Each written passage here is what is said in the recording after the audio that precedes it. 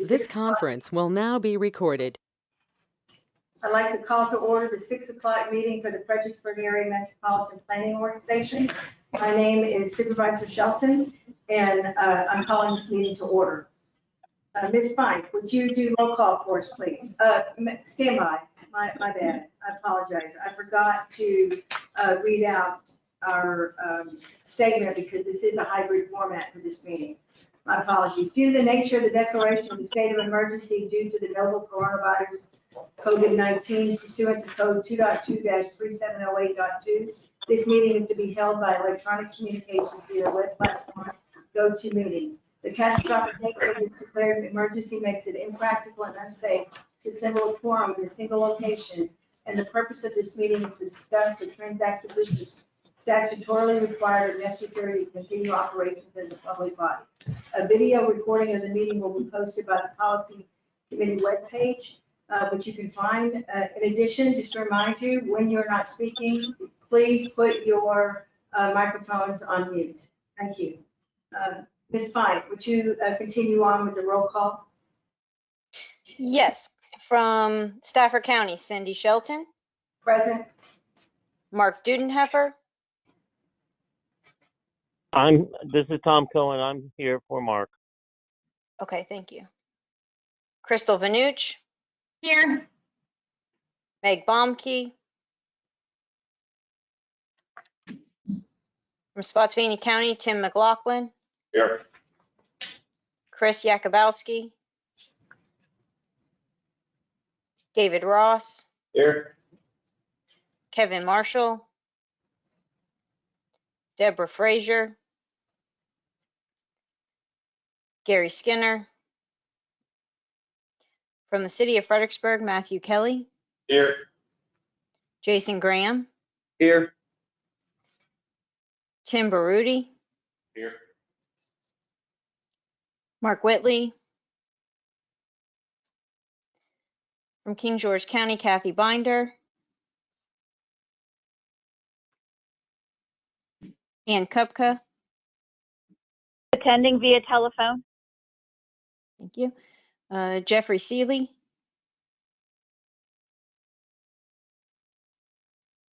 Jeffrey Black,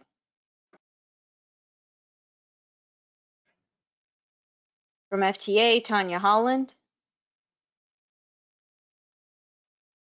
from Federal Highways, Richard Duran, Here. from Fred Transit, Jamie Jackson, Here. Aiden Quirk, Here.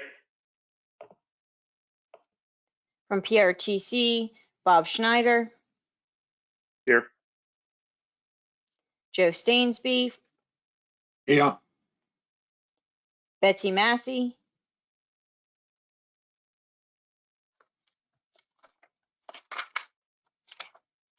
representative from the Secretary of Transportation, Marcy Parker, Michelle Shropshire, Here. from VDOT, Susan Gardner, Here. Stephen Haynes, Here. from DRPT, Todd Horsley, Sierra Williams, from the Citizens Transportation Advisory Committee, Dave McLaughlin, Al Durante, and from the CTB, Cedric Rucker. That concludes roll call, and we do have a quorum present. Thank you, Ms. Pine. Next item on the agenda is the approval of the June 21st, 2021 Policy Committee agenda. Do I have a motion? So. Thank you. Second, Banucci. Thank you. It's been motion and second. All who agree, say aye. Aye. Any nays? Any abstentions? Chair votes aye, motion passes. Next item on the agenda is public involvement. Do we have any comments and questions from members of the public online? We do have one written submission. Stacy, if you could just read that one item, please. Sure, this comment is submitted by David Lee Gale, a resident of the Fampo area. He wrote to us and said, "My family loves to bike and we try to instill an interest in our children as well. I am concerned about the increasing number of cyclists who exercise on secondary roads in our counties. I feel the same desire to get out and pedal a long ride. The feeling at the finish is pure satisfaction. We taught our children never to cycle on our narrow, winding, hilly secondary roads outside of trails or subdivisions. The sight distances are sorely inadequate, and the differences in vehicle speeds and weights on these roads can create extreme hazards for both rider and driver. Vigilant drivers are thus required to operate as though on a trail designated for the speed and characteristics of bicycles rather than a roadway designed for the speed and characteristics of motor vehicles. In the interest of safety, I believe it prudent to prohibit bicycles from secondary roadways with no shoulders and limited sight distances. This would require action by the Commonwealth, of course, and FAMPO has recommended successful solutions in the past. If a prohibition is not possible, a campaign to discourage riding secondary roadways and to remind riders and drivers of the dangers of these narrow roads would be valuable, especially as we enter the perfect weather season for cycling and folks getting out of the house, after a long time inside for many. Thank you for your efforts to meet the challenges of improved transportation in our region." Any other comments from the public? Madam Jones? Okay, committee members, is there any interest in deferring this to our bike ped committee for their action? Want to? Okay, I think we should. So if you don't mind, Mr. Hollis, would you refer I to this? will refer to the bike ped committee. Thank you. All right, the next item on the agenda is our consent agenda for approval of the May 2021 policy committee minutes. Do I have a motion to approve? So moved. Second? Second. Thank you. Motion and second. All who agree, say aye. Aye. Any nays? Any abstentions? This is Tom Cohen. I'll abstain. Thank you, Mr. Cohen. Abstain, Michelle Shropshire. Thank you, Michelle, or Ms. Shropshire. Any other abstentions? All right, with 2 abstentions. Thank you very much. Chair votes aye. Motion passes. Next item on the agenda is the FAMPO Administrator Report, and we'll be talking about the variable speed limits. Thank you very much, Chairperson. Today, just to remind folks, we have 2 guest speakers. The one is Richard Durant from Federal Highways to talk to us about the transportation management area possibilities in our region. And the second one is by Ms. Martha Ihita, who's here in person from Richmond to talk about regional transportation authorities.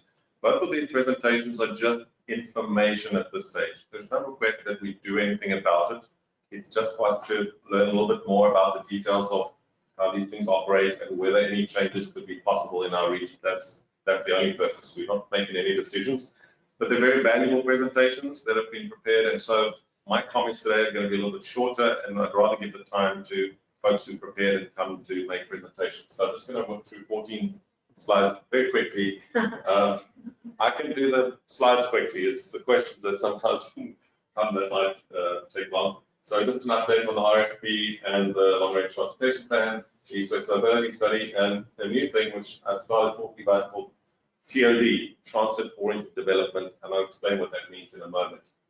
Our RFP was published. There you can see the ad in the newspaper on the right there. We published it twice in the newspaper. We put it out on various websites. We've got a bunch of expressions of interest. Tomorrow we're doing a pre-proposal conference with those that have sent us a letter of interest. And then we will get their final proposal document submitted on the 26th of July. And then we have a process of scoring each application based on the criteria in the RFP, etc. And then we will recommend new consultants to be appointed, and would then require the assistance of GWRC to enter into contracts for us for our new consultants. So we're very happy with the process. We've solved any hiccups and it's gone out. Next slide. Variable speed limits, Marcy Parker sent over the document. It's in your pack, so I'm not going to go and rehash that whole document. Just to point out the purpose of variable speed limits, it's attempts to deal with rush hour congestion and prevent accidents. That's the purpose of these things, to improve traffic efficiency and safety. Next slide. I've included in the slides, which you'll all get, some additional research I've done on technical analysis of these variable speed limits, because you did ask some questions last time. And you can see there just a couple of highlights of this other paper on the technical aspects of variable speed limits. The second to last bullet point, it changes the congestion distribution significantly in terms of the congestion occurrence, time, location, duration, and or extent. And then the final line, but it varies considerably with scenarios, even on a similar demand level. So what does that tell you? It can improve congestion. It can improve safety by preventing accidents due to speeds and so on. However, the results will vary depending on the local conditions. So we don't know specifically what the results are going to be here. We can't say. That's just an article that I found that does study the issue. Councilman. Just a quick question. As I understand it, this is really more in the VDOT's realm of what they want to do on the interstates. Yes. Ultimately, what is our involvement in this as FAMPO? Are we going to be asked to submit a letter of support or anything else? Or this is just, Not, because I don't want to see us getting into huge discussions, because I know we all have our different views on it. We're not so going to have a lot to say on This is funded and moving forward. forward. Yeah. So, I mean, yeah. There's no decision to be there's made. no decision to be made by us. It's just for the information. And last meeting, a couple of technical questions were asked. So I did a little bit of homework, trying to answer the questions. It attempts to do those two things just for your information, so you know why they're attempting to do it. The results, of course, we'll have to analyze once it's done. It may not work. It may work. We don't know. Chair recognized Supervisor Ross. Thank you, Madam Chair. So I haven't looked at the studies, but are they based off of actual results, or are Yes. they are? So they in particular looked at this particular study, which you can read online. The links will be there for you. It looked at, for example, the implementation in Toronto in Canada on the highways and the results that were achieved there, and looked at some other data from other sites as well. The idea is that it doesn't achieve the same results every time. So we may find it gives great results or it gives no results. And who would it be the Commonwealth Transportation Board that decided to spend $11 million on this? I believe in conjunction with VDOT. So I guess when we're competing for funds, and I realize it's not up for discussion, but I just I was up in DC last weekend, and people are not slowing down when it hits 55. Yeah. In this area, and I'm driving home Saturday night at 2 in the morning from, I was out of town, and people are zorching by me at 80 Yeah. and, probably 85, 95. So I just don't think I don't think it's going to work here. And I wish we would spend money on what we really need, but again, This paper that I read between meetings actually says that enforcement is required of course. to make sure that it Yeah. works. So some of your concerns from the last meeting, I think, are valid. Sure. And we will have to evaluate it after it's implemented, because we don't have a vote in the decision to implement it. So I think after the fact, we should evaluate it and then make our points. Yeah, but at Dennis, it's going to be told you so. It really won't matter anyway. The money Let's be is right spent. tickets. Yeah.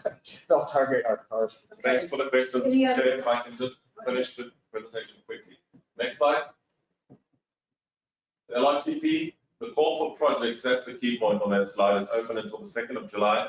Please encourage your jurisdictions to send in their projects. We've got a few, like 3, and we need to get like 23. So please encourage all of your staff to send in from all of our jurisdictions the projects they want to submit, whether it's the FAMPO side of the house or the GWRC side of the house. Please, we don't have that many projects and there's only 1 week to go. So please, they need to submit us the projects. We can help package them and so on, but they just need to give us the list. Which are your projects? Where's the location, etc., so that we can start working on it, please. I'll leave you with the rest of that. Next slide. Transit-oriented development, I'm nearly at the end. Transit-oriented development is a mixed-use, walkable neighborhood project located within a half a mile of a transit stop or a station that is designed to encourage the use of public transit. We've spoken before about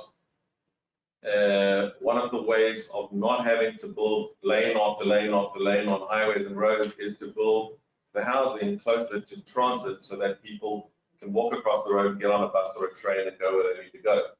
If you build the housing far away, they're going to drive to the station, to the bus depot, or on the highway and go themselves. So transit-oriented development is the basic concept that says build more housing and other facilities, live, work, and play around a transit stop. So next slide. Those are some of the key benefits that you can see there. Reduces the dependence on driving, reduces household spending on transportation. They're all there for you. I'm not going to read every single item because we've got a time constraint. But it revitalizes urban areas because you develop this live, work, and place environment in one space. So you can walk to the restaurant, you can walk to the post office, you can walk to the train station, you can walk to the bus stop. And it's something we could explore in the Fampo region. Next slide. We've just put 3 quick slides together as pictures of what we're talking about. So this is the Leland train station. And if you look at that yellow area, you could consider putting TOD around there because the train station is there, the parking is already there. But guess what? There's only a certain amount of housing around that train station. There are not many coffee shops, stores, anything like that. So it's an area where you could do transit-oriented development because you can have more housing without necessarily creating that much more traffic. If you build it close to the transit center, the bus will stop there or will stop there, the train stops there. Next slide. There's Fredericksburg again. We've just shown the yellow color on the map, an area that could be, it's Lafayette Boulevard, the train station, and that district around there. It's a specific district. You allow slightly higher densities. You allow coffee shops. You allow, it's a live, work, and play node, not the whole city, Mr. Kelly, not the whole city, not the old town, not destroying ancient buildings. It's a zone, and in that zone, you allow high densities, you allow coffee shops, you allow whatever, so that you can do everything in walking distance. Put bike paths there, etc. in one zone. Next slide. This last one is Spotsylvania. Again, there's already development there. There are already some nice apartments around that train station. It could be developed a little further, maybe a coffee shop or a store or a 7-Eleven or whatever else. But build a node there with a bikeable community as well. Next slide. The East-West study, you've seen most of this last time. I won't belabor it. Just to remind you, we're kicking Mr. Ellis, I have a question for you. Why did you exclude Brook? I excluded Brook Station simply because I think that it has got a number of infrastructure problems that are more difficult to overcome initially. So, for example, there isn't a box sewer line there to enable density. So I still think that that station requires special attention, but it's slightly different effort level required to build it. It will cost more money for the infrastructure than the other 3 stations. So I don't think it shouldn't be done. I'm just saying that the first 3 targets are a lot easier because the bulk infrastructure is already in the area. Whereas with Brook, it's a little more complicated. And I'm actually, my private opinion is I'm hoping that BRE, DRPT, and Stafford get together and have an agreement as to how to develop that area, because it's a little more complicated and more costly than the other 3. I still think it should be done, but somebody needs to be able to pay for the bulk sewer and water infrastructure, or alternatively run a bus there. So that's a discussion that's more complicated. Okay, Supervisor. So real quick, is this based on the stuff we heard at GRC about the $2 million grant to develop these areas out? No. This is me saying that I'm encouraging our communities to look at this because ultimately it reduces traffic. So there was something brought up last time about another grant program or $2 million essentially to get the developer to build high density housing. And, Oh, that's a statewide thing. Yeah, I'm not. Some new things come up too. So, okay. So you're just saying, hey, build more density at these locations. We've been talking all year about density and transportation. And if we do this, it's going to be more people without all that extra traffic necessarily. Slightly less traffic with more people. I've seen it done some other places. It's really nice. So the East West Mobility study kicks off next month. And August, we've targeted for the first stakeholder meeting. All of our jurisdictions will be asked to attend the stakeholder meeting. And the stakeholder meeting is like a smaller version of the TAC. We might invite one or two other people who are not on the TAC to, like the FRA that I believe Tim was part of it. We think they might have some useful contribution just in terms of what problems there are in the area. So we invited them as well. So that's where we are with that. Phase 1 will kick off. Phase 2 will kick off in the second half of the financial year. So there are just the dates for you. Monday, the 2nd of August, I'm hoping to kick off the study first with just an informational session, asking people to bring their problems and concerns so that we can make sure that we're looking into areas that people are concerned about. Next slide. And final slide, Smart Scale. Just reminding you, we've kicked off round 5, and the target is July the 16th for the preliminary list of project names and locations. So I'm giving you 2 dates, July the 2nd for the Long Range Transportation Plan projects, and July the 16th for the preliminary list of the Smart Scale projects. That means that all of your jurisdictions, please need to send in their projects, at least the name and the location of the project, so that we can start doing all the technical work to support you, to get your projects into the LRTP, to get your projects into Smart Scale, and the staff are available, but we do need to get those projects in, so please do that. Jefferson, I'm done. Thank you for your time. Any questions for Mr. Hollis? Thank you, Mr. Hollis. I'm going to move on to our action discussion items. Our first one will be presented by Mr. Duran on the TMA possibilities. Richard Duran. So we prepared the slides from both our presenters so you can see them on the screen. Thank you, Ian. Am I coming in loud and clear? We can hear you fine. Thank you very much for agreeing to make the presentation. Over to you. Of course, thank you. And good evening to the members of the Policy Board. My name is Richard Duran, and I am one of the community planners of the FHWA Virginia Division Office. Today, I'd like to give a quick overview and introductory presentation on what a transportation management area and key aspects for an MPO becoming one. Next slide, please.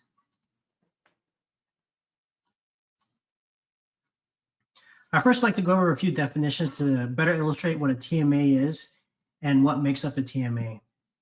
To start, one of the key areas that determines what an MPO and TMA are is an urbanized area.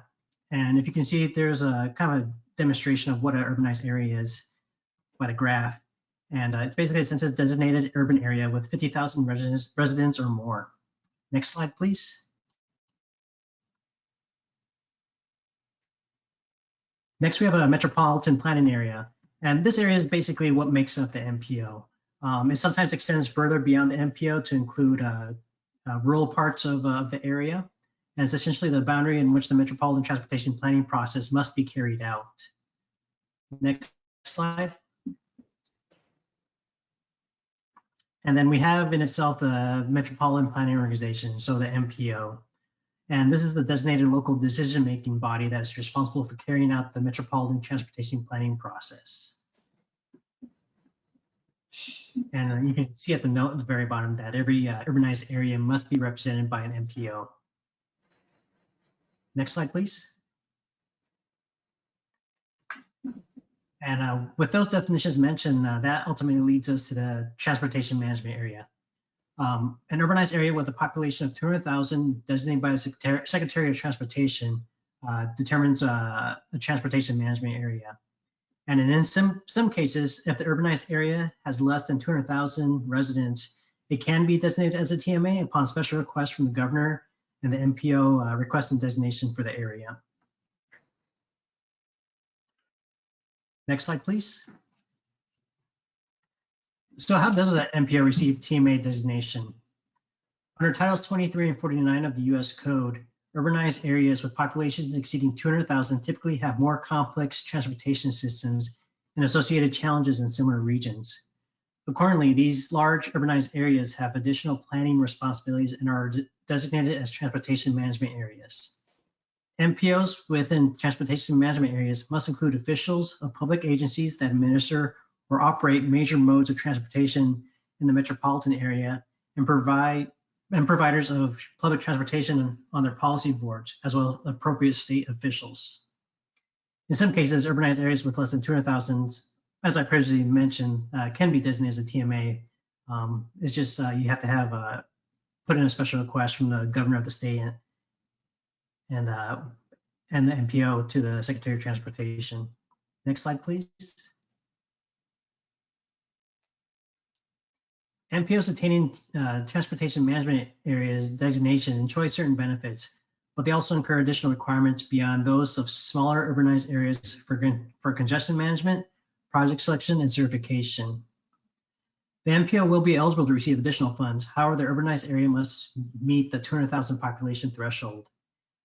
The FHWA and Federal Transit Administration, FTA, jointly review and evaluate the transportation planning process every 4 years. And this is a certification that was mentioned earlier.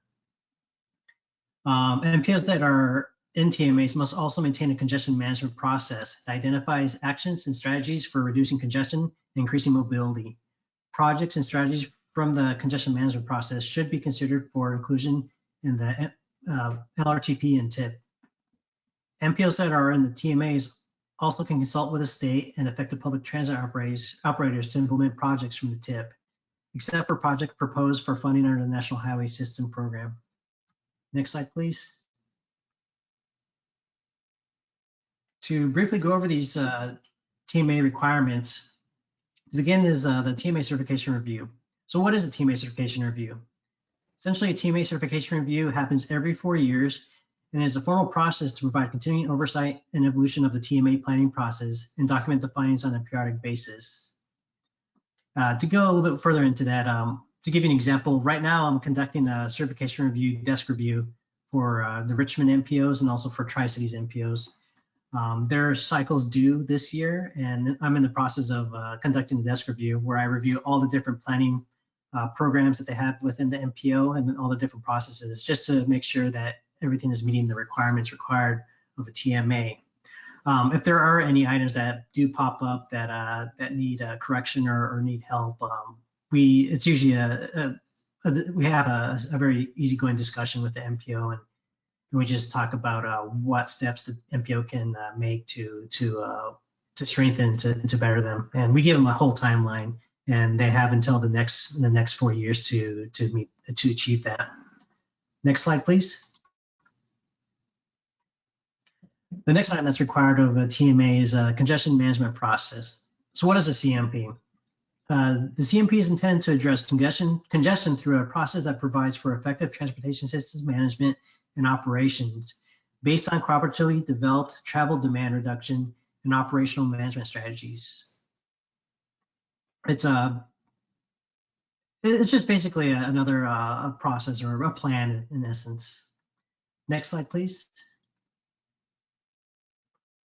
And one other item that the MPO gains with becoming a TMA is a selection of projects. So essentially what selection of projects is, all federally funded projects carried out within the boundaries of the metropolitan planning area serving a transportation management area under this title or under Chapter 53 of Title 49 shall be selected for implementation from the approved TIP by the Metropolitan Planning Organization, designed for the area in consultation with the state and any affected public transportation operators. Next slide, please. And I want to kind of summarize and go over some key questions that have popped up in the past from various MPOs and might be relevant to FAMPO. So the first question is, if an existing MPO extends its metropolitan planning area to include a new urbanized area, what changes need to be made to its governing body? The MPO should take into account changes in its metropolitan planning area and reviewing representation in its governing board. But essentially, the MPO's bylaws would be the basis of a determination of any board changes. And Federal Highway and FTA would not define or require any approved or specific changes other than those affecting the TMAs. Next slide. And what happens when the area is designated as in TMA? So an area designated by TMA would enjoy these benefits.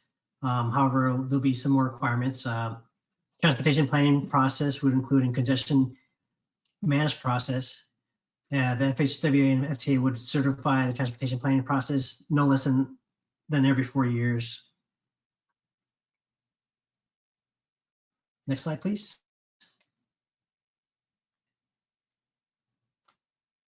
And the last one would be, does an existing MPO in an area that is newly designated as a TMA have to modify its policy board?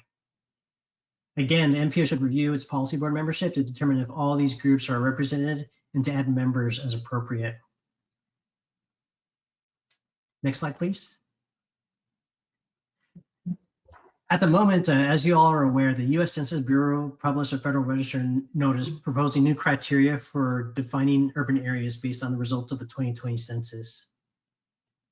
And as you can see, this is kind of the estimated schedule of activities that's going to be happening in the next few years. Well, most importantly for 2021 and 2022. This summer, the Census Bureau will review the comments that have been submitted by whoever submitted comments that they received on proposed criteria published in the Federal Register. This winter, the Census Bureau will publish a Federal Register notice with the final criteria defining urban areas based on the results of the 2020 decennial census. And I guess leading more like with what Federal Highway and FTA will be doing. We won't really see anything until fall of 2022 when FHWA and FTA will publish a Federal Register notice designating new TMAs for urban areas with populations over 200,000 or more. And within that time frame, we're looking at probably spring 2022 will be when Federal Highway will start putting together guidance and policy to help to distribute out and help guide the MPOs and also the state and other local agencies in interpreting what the Census Bureau wants to propose. Next slide, please. And I just want to provide a couple links that we usually refer to a lot, especially to help me putting together this presentation for you all today. I feel these are accessible by the public, and if you have any questions too, you can always reach out to me, and I can provide further details and whatnot. But thank you for sliding over, and that's my information there. You can contact, that's my number, my office number, and then my email. So please don't hesitate to reach out if you have any concerns or questions, and see how I can help you interpret some of this new changing policies that are coming up. Thank you very much, Mr. Duran. Do we have any questions? Go ahead, Mr. Jason. Thank you, Madam Chair. So you said a population of more than 200,000. Does that population all have to reside within an urban area, or can it be outside of an urban area? Yeah, to be able to receive the additional funds, one urbanized area has to be 200,000 or have the population of 200,000. So it can't be like two separate urbanized areas bringing together their populations to create 200,000. It has to be one urbanized area by itself to be able to get that additional funding. And hopefully with when they do the new census too, is that if they do see two urbanized areas that are side by side, that if they were to be put together to create that like bigger like population area, they'll probably do that. Okay, thank you. Mm-hmm. Go ahead, Mr. Kelly. Actually, this is a question for Ian. I know you've looked into this too.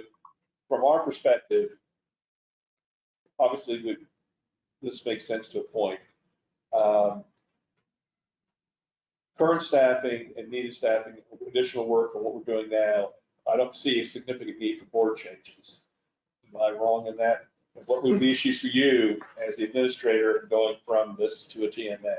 So there aren't significant board changes that we would be required to do, but we may add additional board members.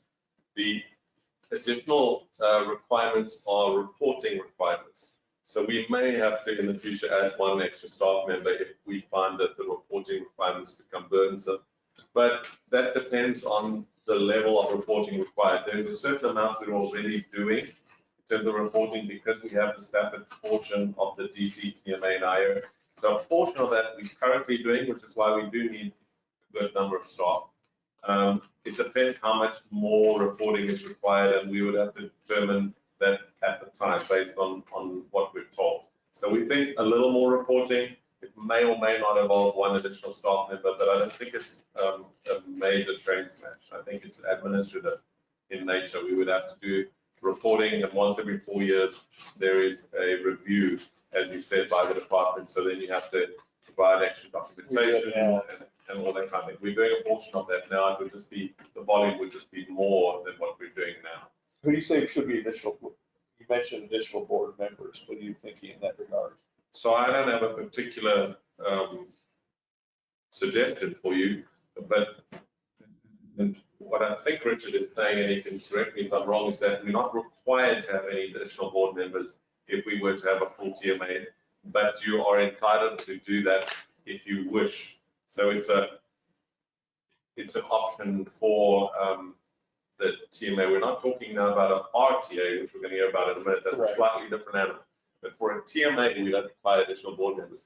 But Madam Chair, I have one question which some people will be thinking of, or maybe think of 10 minutes after this presentation, and I would like to ask it now while we've got Richard on the line, because it's crucial for us.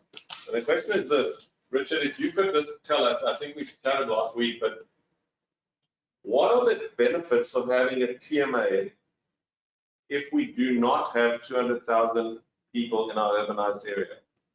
Are there any benefits? Because there is this opportunity for us to appeal to the governor and have a TMA declared.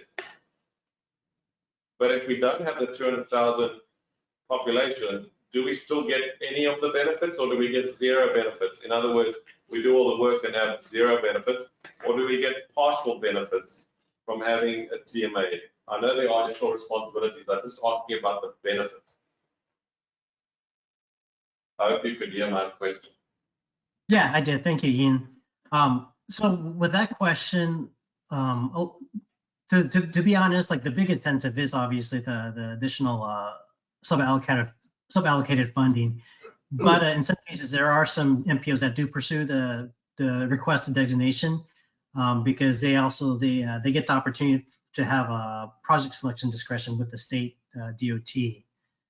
There's that possibility. They also sometimes do it if they might be you can think of it as like kind of consolidating and bringing like the area together, because they kind of have that TMA title. They feel that it kind of helps strengthen the cohesion and unity of the area.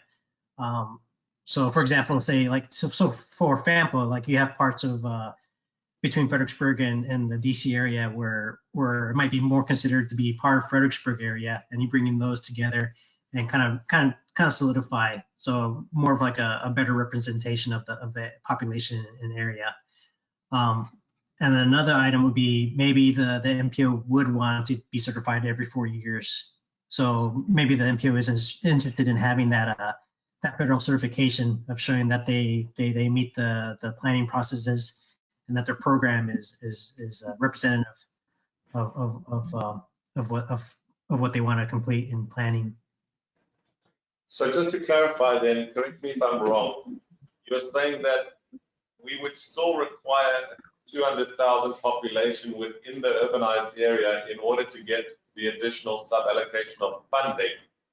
But if we didn't have the 200,000 population, we wouldn't get additional funding, but we would get additional control over which of our projects get funded at the state level. That's correct. Okay, that's Chairperson, that's a big issue, because it shows again the importance of these Census Bureau changes that are going to affect us. If they affect us negatively, it's going to take us that much longer to get those 200,000 so that we can unlock that extra funding. So that is an important point to note, is that those census changes are not going to help us if they are implemented, which we don't know. Anyway, thank you, Richard. That answers my question. Any other questions? Go ahead, Mr. Bruce. Just quickly, should we be concerned about timing? We'll know about the census, and then will we have time to decide if we want to pursue the governor's discretion on a TMA? We can pursue the government's support route at any stage, I believe. So there's no particular deadline for us to do that. At any stage, if we decide we would like to do that, we may do that. If we miraculously push past that 200,000 designation because the Census Bureau drops all of their new rules, we would then not need the governor's designation. However, I don't think any of our staff would like to put their head on the block that that's going to happen. It's more likely that we will fall just short again and then have to wait yet another 10 years to see that cycle again. So it might be in our interest to pursue that, but bearing in mind that what he's just said is that the benefit to us initially is going to be greater control over which of our projects gets funded. In other words, less interference by the state, as I understand it. And I'm not an expert on this. I'm just recounting what I think he's saying. So it will give us initially greater control of our own projects and which ones get funded and implemented, but it will not bring in extra funding until we also meet the 200,000 threshold. That's how I understand what we're being told. That's an important thing to bear in mind when we want to pursue that. So if we pursue it, we would get additional control, but we would only get the additional money when we finally cross that 200,000 threshold. And it seems that the Federal Highways relies on the Census Bureau to do that calculation. Is that correct, Richard? It's the Census Yes. Bureau that determines that number? I'm sorry, what was that last thing you said, Ian? It's that the Census Bureau determines how many people in your urbanized area. Yes, that's correct. Okay. One last question. Up to this point, Rich, we've been told that the Census Bureau is going to do their thing and they're under their dynamics, but ultimately accepting that as Federal Highways and FTA and Federal Highways and FTA. Do you see a possibility of those organizations going off on their own and saying, well, you know, we understand what the Census Bureau is doing, but we want to stay within a certain range or numbers or maintain the current layout of what is currently defined as an urbanized area? Is there a possibility of the feds bucking the Census Bureau on their recommendations? Let me just make it short and sweet. Yeah, that's actually a really good question. That's something I think I'll have to dig a little bit further into and kind of figure out. Like, to give you a kind of a quick answer is ultimately what FTA and Federal Highway be doing is we're going to try to do our best to take what the Census Bureau gives us, but be able to mold that into a useful guidance and policy that will ultimately benefit the MPOs the best it can. But when it comes to like, what their policy, what the Census Bureau's policy is in determining the urban areas, that one I probably have to dig a little bit more to better answer that. So I can do that, and I can relay that answer to Ian, and he'll be able to share that with you. Thanks, Richard. If you can email us the answer to that one, then I'll circulate it to the members. Okay, just a comment, if I could. I guess what's frustrating for us is we're on the 95 corridor. We are on record as having one of the worst congested sections of the corridor. We're one of the fastest growing regions in the Commonwealth of Virginia, yet we're facing a situation where we're going to be downgraded through the census numbers. And I guess what I'm trying to get a handle on is I'm hoping that the feds understand that dynamic and kind of help us through that, understanding the realities of what we face. That was just my final thoughts. Oh yeah, thank you for sharing that. Yeah, we're aware. We're it's kind of an interesting time right now, but we're doing our best to work through it and address and do our best to be a good steward in that approach. Thank you. Any other questions for Mr. Duran? Mr. Duran, thank you very much for the presentation. We look forward to seeing your answers. Thank you. All right. Next item on the agenda is Ms. Martha Heater to talk to us about a regional transportation authority. Thank you. Ann. Appreciate it, Madam Chair. Members of the committee, thank you so much for allowing me to be here today. I hope I'm not the best projector, so I hope the people on the video can hear me. Just by way of introduction, again, my name is Martha Heater. I'm the Executive Director, Kate's counterpart at Plan RBA, the Richmond Regional Planning District Commission. And in addition to providing support to the CVTA, the newly formed Transportation Authority in the Richmond region, we also provide support to our regional MPO. Work with Richard, and thanks, Ian, for the invitation to be here today. So I just put together a few slides after Ian and I spoke last week to just give you a little bit of background. We can go to the next slide, Stacey. Great, thanks. So I'm just going to give you a little bit of background, just some kind of general information about the General Assembly action that just took place last year. So we are very new, a little bit about what we've been up to the last 10 or 11 months, and then what I think things will look like going forward. Because while it has been a wild ride for us at the staff level, I would have to say that there's not a lot to report at this point in time, just being about 11 months old. So next slide. So you already know about planning district commissions, but I just like to kind of put this slide in here.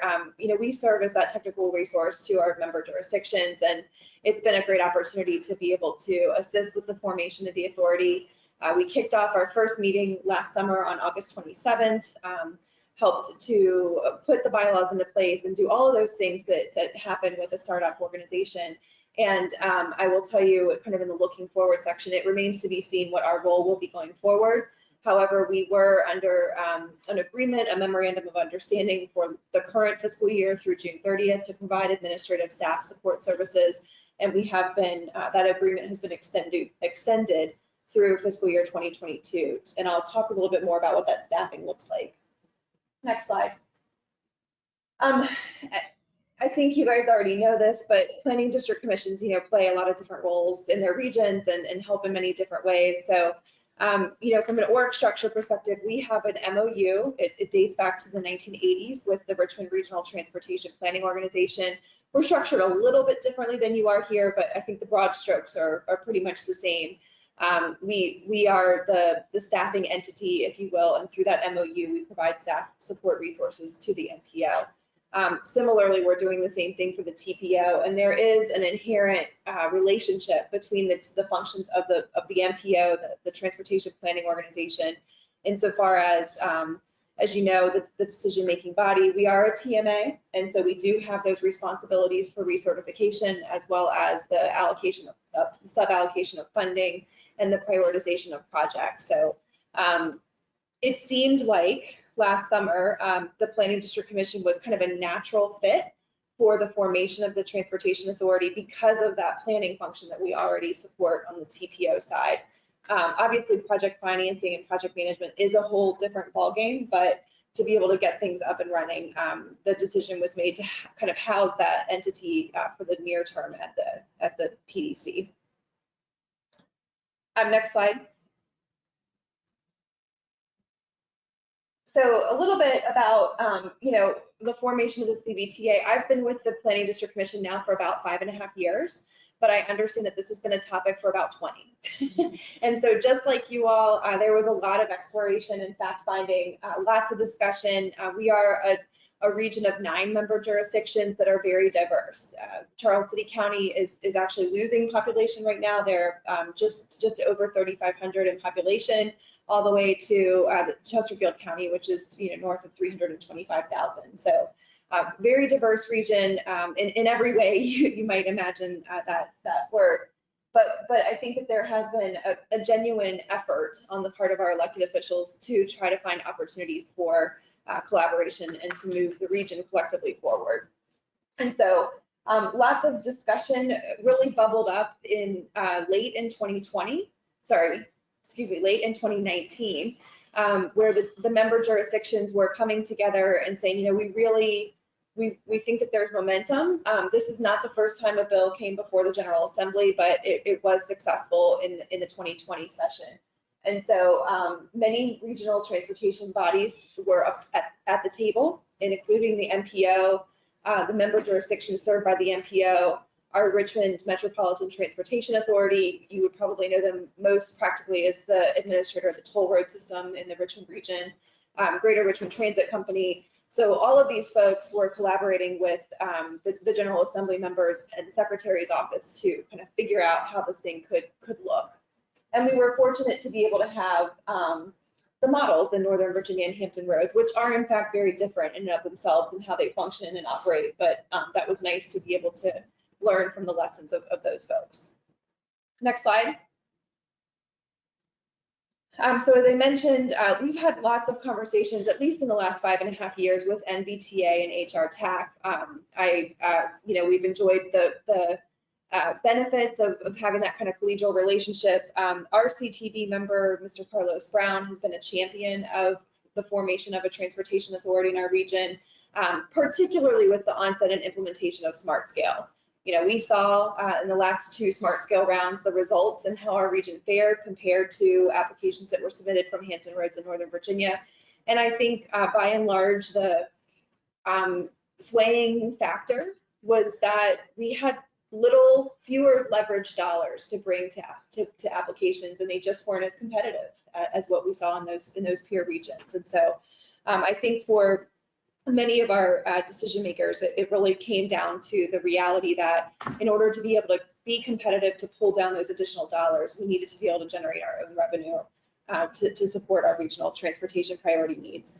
We had a number of, we host a fall transportation forum typically, and so we had a number of speakers come in to talk about this at the elected level as well as at the staff level. And the administrators from the regions really had a lot of conversation with each other about how this would look and how do we really think about equity, especially as it relates to revenue in the region. And then finally, there, as I mentioned, the GRTC and the RMTA were a big part of this, and I'll talk about why in a moment. So next slide. So these are just kind of citations for your benefit. These are the actual code sections that were amended as a result of the action last year. And the nuts and bolts of this are that there's an additional sort of 3 components to the funding. There's an additional 0.7% that went into effect October 1 of 2020 on sales and use tax. So we have a little bit more than 7 months of collected revenue on the sales tax side, an additional 7.6 cents per gallon on gasoline, and then an additional 7.7 cents per gallon on diesel fuel. And so it's been, and that became into effect on July 1 of 2020. And just to give you a little bit of a flavor, because I think, at least for our folks in our region, those numbers, what does that really mean to us? Sorry, I wanted to pull up to get the budget numbers. So for next fiscal year, we're projecting in total revenue from those 2 revenue sources, really the fuels tax and the sales tax, $187 million. So, that's a nice chunk of change when you're thinking about how to really leverage projects. It's certainly not going to fulfill all of the transportation needs in our region, but it's a nice step in the right direction as far as being able to bring dollars to the table to then pull down additional dollars, particularly as we watch the unfolding of the infrastructure packages that may or may not be coming from the federal government and what that looks like. Next slide. So these revenues do come with a couple of clarifiers from the General Assembly. That $187 million isn't just up for grabs.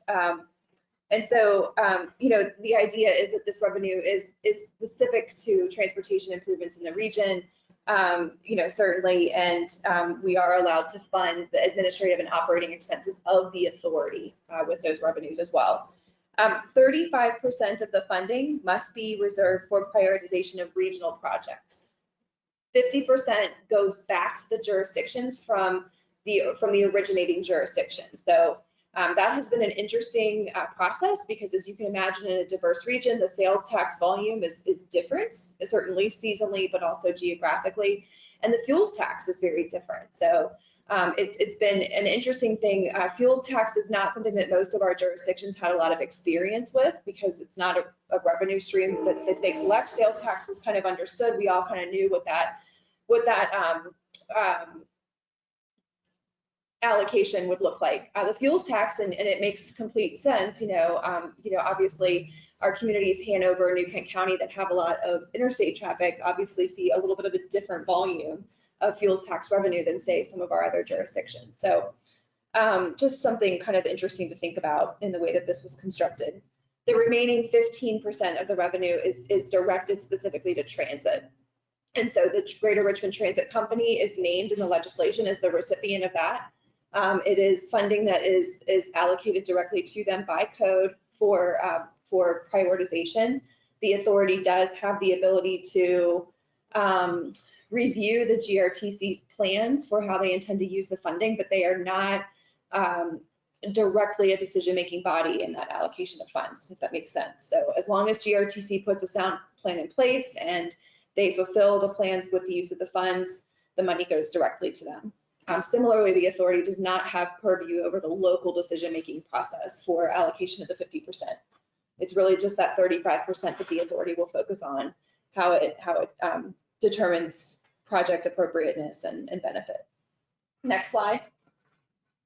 This slide talks through CVTA membership. Again, kind of an interesting combination. We have a voting structure at the Planning District Commission that's different from the voting structure at the TPO, that's different from the voting structure at the CVTA. And so in essence, the membership, we have voting and non-voting members. The voting membership consists of one single representative from each of the 9 jurisdictions. They are weighted votes. So it's one person from each jurisdiction, but each person comes with a population weighted vote.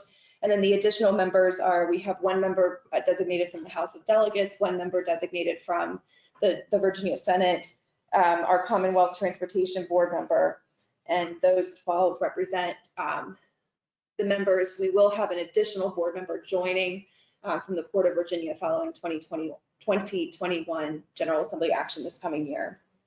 So, and we pulled the stakeholders in very similar to those that were talked about by Richard in the TMA designation, our transportation stakeholders.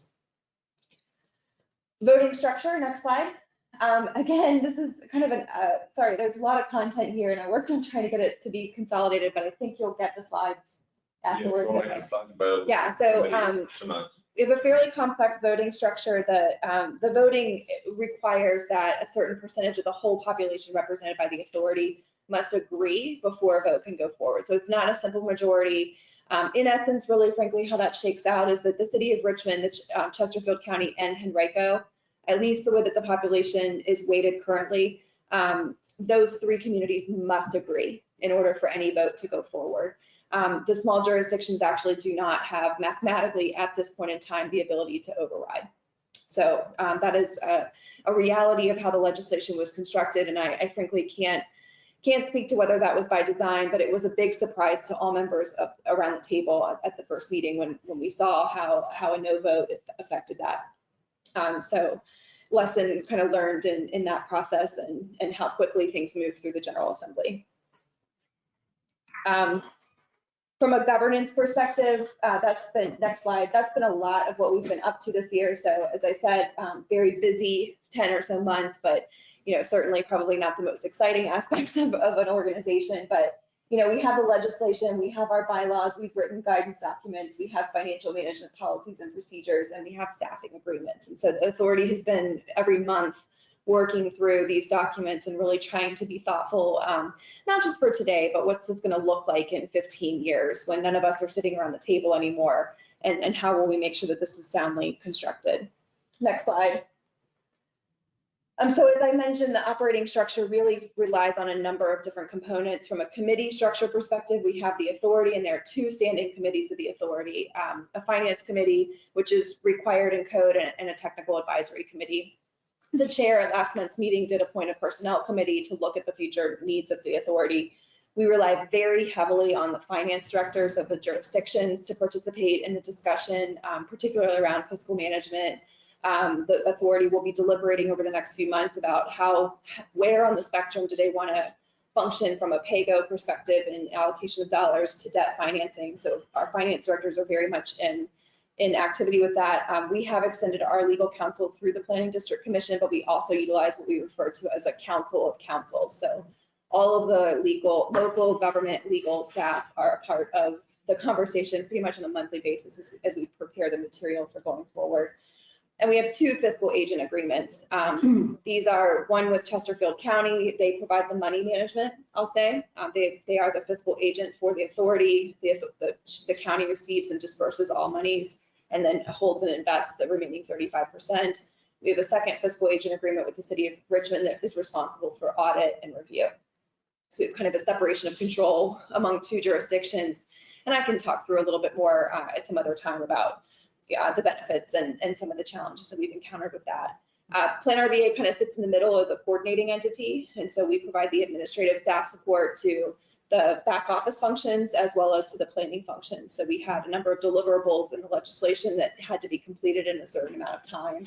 And so our technical staff, Ian's team and counterparts on our side have been leading that effort around establishing a regional prioritization model and that kind of thing.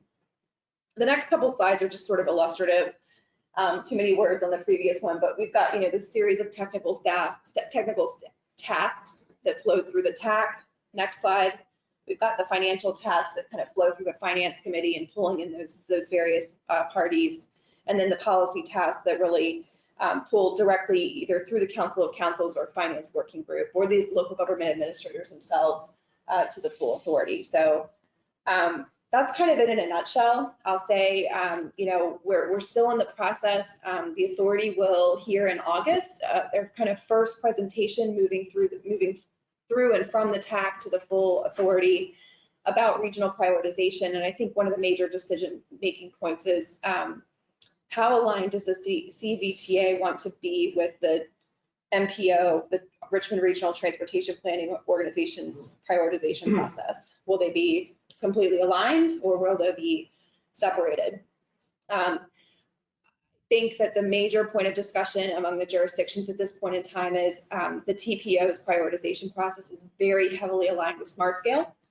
And not all of our jurisdictions in the region feel like smart scale is the best way to allocate and prioritize projects. There's winners and losers in that system. And so I think that's really if I were to say the kind of most critical part of that debate. But there is also kind of simultaneous action of and recognition that we've been collecting revenue now for better than 9 months. And, we want to make sure that we're demonstrating to the taxpayers and the citizens of the region that this is an entity that's moving forward and putting money at work. And so 5 jurisdictions have come forward and have requested that the authority consider an early prioritization of heavy investment in what we've called the Fall Line Trail. So this is a trail network that traverses 5 jurisdictions in our region, which is pretty exciting to think of something like that coming together. It's a north-south, comparable if you're familiar with the Virginia Capitol Trail. So it would be a perpendicular alignment to that, and it would actually connect the town of Ashland all the way down to the city of Petersburg outside of our region. So it's pretty exciting. We'll see where that goes, but that's going to be a lot of the discussion coming up over the next couple of months. And then, how do we make sure that the other 4 jurisdictions are also benefiting from the regional allocation process? If 5 come in on one project, what happens to the other 4? So I've included contact information for not only myself and our Director of Transportation, Chet Parsons. I will confess I'm the stand-in for him tonight, so I'll do my best to answer questions, but also he is the subject matter expert, but also the 2 chairs, your counterparts at the elected level. Our chair of the CVTA is Frank Thornton from Henrico County, and then our newly elected chair, David Williams from Powhatan County, who serves as the new chair and actually a past chair of the TPO. And so we can certainly connect you with those folks as well as you continue on this journey, because it certainly has been for us, and I suspect it will be for you as well. Councilman Carroll. Suggestion. VRE operates on elected votes that you have to have a majority of the member jurisdictions plus a majority of the population. Because that way, because we're in the same situation, you did it the other way, you get Fairfax County, Prince William County. So it's written up to where there's a majority of jurisdictions, but that majority has to include a majority of the overall population. So one, the little jurisdictions can't beat up on the big jurisdictions, but because you got to have at least 1 or 2 big jurisdictions in the vote. Just a suggestion on that front. 2, as I understand it, the Hampton Roads model, to get theirs off, they agreed on a project-specific list. These are the projects we're gonna fund first, and they tried to be as accommodating for everybody. And then when these projects are done, we'll sit back and we'll get the next one trust. Whereas Northern Virginia pretty much allocates on a regular basis, and that changes when the state doesn't rip them off for the $80 million, as I did a few years ago, but that's another story.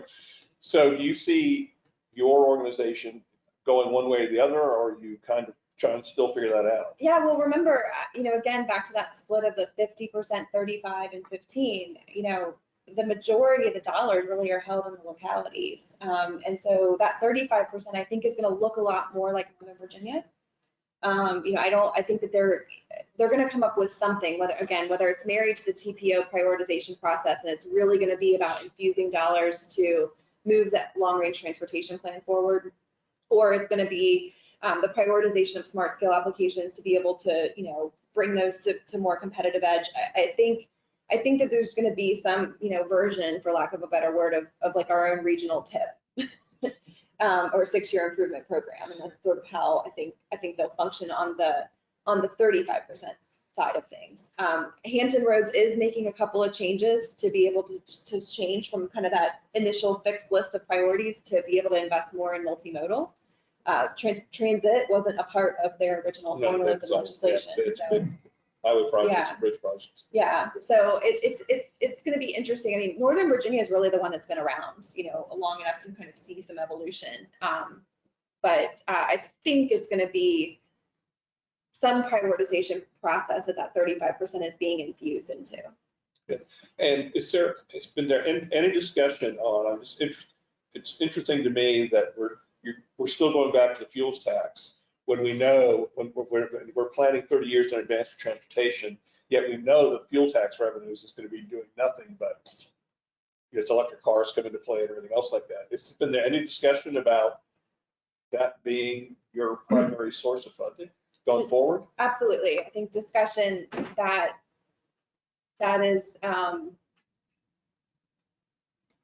we don't have solutions for it though, but yeah, absolutely. I think it's a concern of a number of the leaders in the region, and is this a sustainable revenue source? Yeah, because Northern Virginia and Hampton Roads have different funding sources for their respective, if I'm not mistaken. It is a combination, right? So there's some sales taxes. Yeah, but there's not a lot of sales tax. I think the biggest thing there is really the gas tax. So did you have a question? Yeah, just a quick one. Did every jurisdiction within that TMA join? They did, yeah. I think. Were they mandatory? No, it was, well, that's a good question. I'm not privy to, the discussions that led up to the construction of the legislation, but the legislation, as you know, it authorized the establishment of the authority for the Planning District 15, which is that whole catchment area. I would, certainly presume that any jurisdiction could have opted out. But it's certainly at that point in the time, it's like, well, what happens to that revenue, And so, yeah, I mean, it's not like insignificant tax increase. It's 7.5 cents on a gallon of gas and 0.7% on everything else that everybody buys. I mean, we're not even near. But that's negotiable moving forward. Yeah, I mean, you can put the gas tax in the city. Well, and also my understanding is that jurisdictions have to be contiguous. You can't have a gas split. They've got to be. But I mean, those numbers, for example, you could put a 3% gas tax or a 1% gas tax. Oh, sure. We already have a 5% gas tax for the BRE. We're already beat upper citizens. Okay. And to be clear, 50% goes back to the jurisdiction. That's right. So, whatever share the sales and the fuels tax originate, that's the distribution back. Sure. I mean, 100% on 7 cents. Thanks very much. Thank you. Appreciate it. Thank you, ma'am. Any additional questions for Ms. Peter? Thank you. That was very informative. Moving on to the next item on our agenda is the resolution 2129. It's authorizing our CMAQ and improvement funding for FY22. This is an action item by Ms. Gibson. Good evening, everyone. I'm going to take Martha's seat. So this is in response to an item that was on your agenda last month about the leased parking spaces program. And so tonight I'm going to give you a little bit of background on this program and then also let you know kind of what the TAC discussed at their meeting this month and the recommendation that they ultimately made. So I got a question for you, Madam Chair. Is this different than what GWC voted down last meeting? This is not a GWRC decision. This is a FAMPO policy committee decision. Are the spaces different? No, it's so the resolution that was on your agenda last month was to continue funding this project, which is lease spaces at 3 locations. So this is the same project, but I'll kind of run through the presentation, but So TAC has made a what did recommendation. GWC vote down last meeting? Do you mean the FAMPO policy committee? Did GWC or last meeting? No, this is CMAQ funding. FAMPO voted it down, not GWRC. GWRC doesn't. So at our support last the vote meeting, down. did we not vote down the lease space? Is it FAMPO? It's FAMPO, not GWC. Okay, so FAMPO, what did we vote down? My understanding was that there was no action taken on the There was resolution. action taken. We voted down extending that contract. I think there was a motion and then there was no second. And there was a request. No, there was no second. There was a request by members, if I can just interject, there was a request by members of the policy committee for more information on the spending, the raising of the funds, No. how it works. At that last meeting, there was a vote that was brought up as an action item, and the committee voted not to renew the contract. It was certainly not approved. Yes. Well, that's the end of it. Well, the policy committee members requested additional information Who? on student effort. Mr. In the meeting, specifically requested that we bring back further information, and then the TAC requested that the new resolution be brought back to the policy committee. We pulled up, we made a vote and denied extending that contract. End of discussion. That was voted and passed. Great. So why we're bringing this up right now is wrong. Would you look at, Mr. Owens, could you look at our meeting minutes last time, and we can table this for right now and come back to it, Please bring up this item in the minutes. or you could do it now? These are recorded, so we can listen to the recording. Okay, I'm sure they're recording right now. Sorry, Can you picked up on that. we just go to this item in the minutes, please?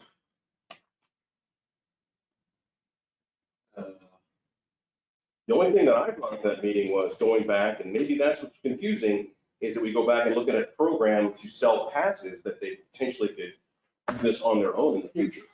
Here we go. So there was the motion to authorize $17,000. Mr. Kelly proposed the motion, there was no second, and the motion did not pass. Is there any list of any discussion?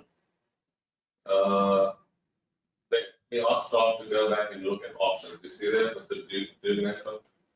There's no official vote, it's down. We Just voted a second. against renewing this contract. No, we didn't second. We never held a vote. We never held a vote. I voted for it, not renewing the contract. If we did not have a second, then the motion doesn't. Just died. There was no vote. That's we have in our minutes that we've approved. Well, I'd like to hear the recording, or I make a motion that we deny this funding. Before we waste anybody else's time, because we already went through this once before. You made the motion? I'm making a motion that we deny this. I understand you made the motion. I understand you made the motion. You got to get a second. Thank you. Do I have a second? I'll second. It's Vanucci. Thank you, Ms. Fanucci. So a motion and a second. Any who agree, say aye. All those Aye. opposed, say nay. Nay. Okay, I think we need a voice, roll call vote, please. Ms. Fine, would you do a roll call vote for this item? Yes, I will. Can you clarify what the vote is? So everybody understands. The motion was to deny the renewal of these contracts that we discussed in the last. No, your motion right now is to deny funding. That's, I just want to make sure people understand if they vote for it, they're voting to deny moving forward with this discussion. Thank you, Mr. Kelly. All right, so we have a motion and a second. Any additional discussion? Okay, Ms. Fine, continue on with the roll call vote. Voting members, please. Voting members only, yes. Cindy Shelton, I vote Nay. Mark Dudenheffer, Crystal Vanucci, I vote aye, and I think you should call Supervisor Cohen for Stafford since Student Heifer's not here. What's gonna do then? Yeah. Thomas Cohen for Mark Dudenheffer, I'll vote aye. Spotsylvania, Tim McLaughlin, Aye. Chris Yakubowski,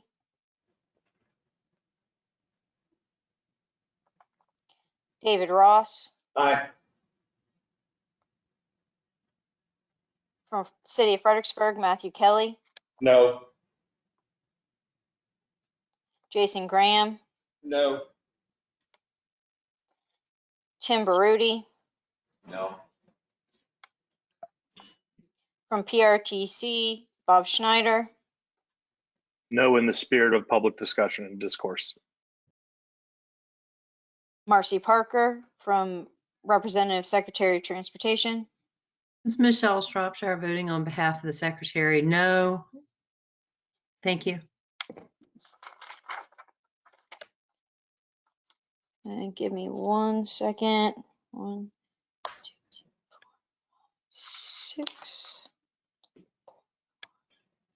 4, 6. So we have 4 ayes and 6 nays. Continue.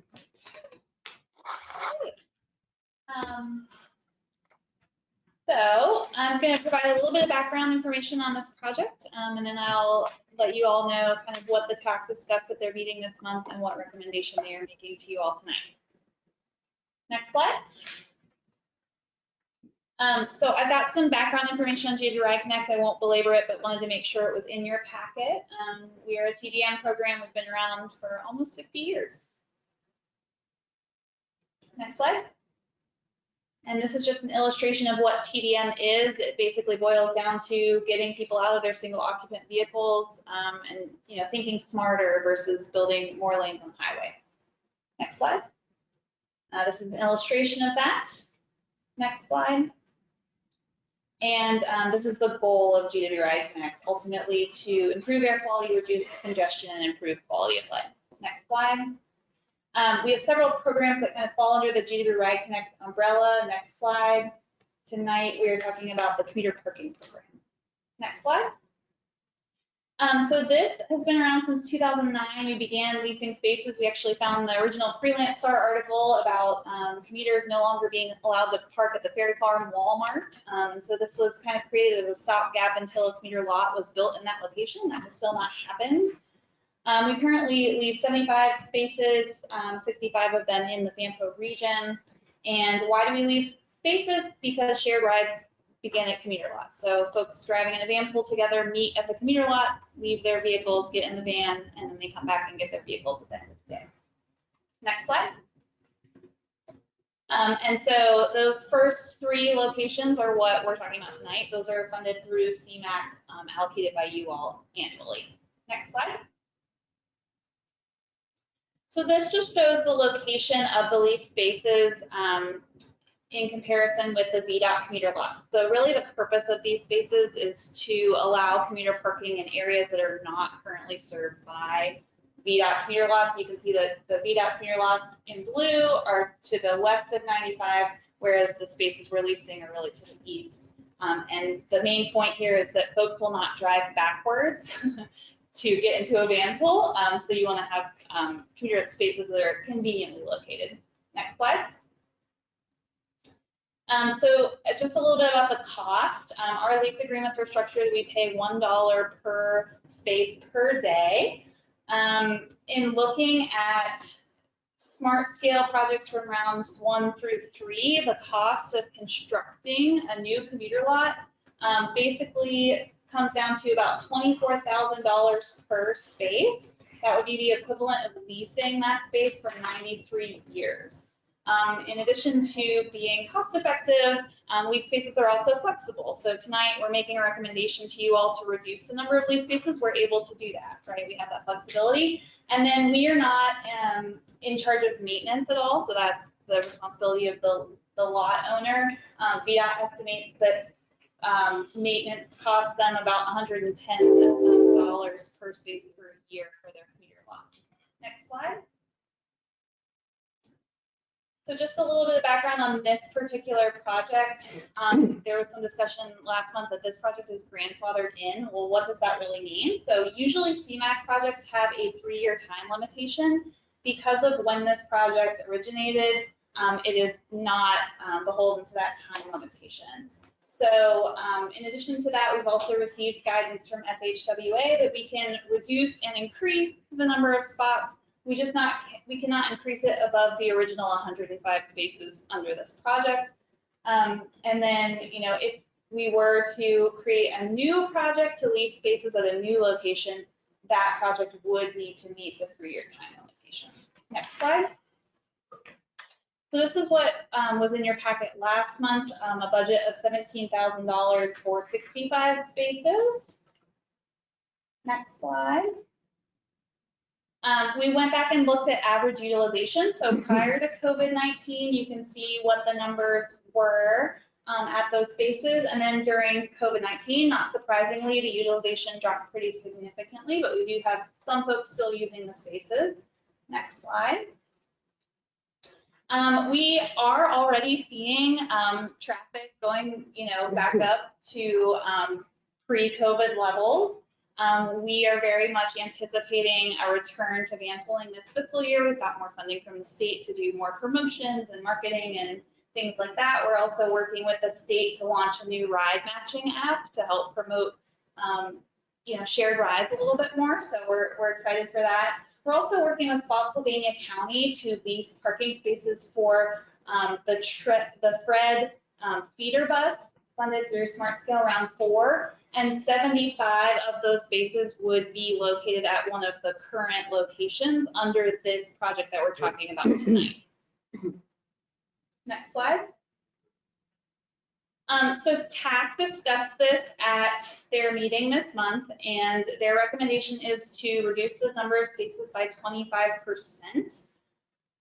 In addition to that, GW Ride Connect is recommending that we consolidate the spaces at Chatham Square and Claiborne Run. They're across the street from each other, but we could consolidate them at one location.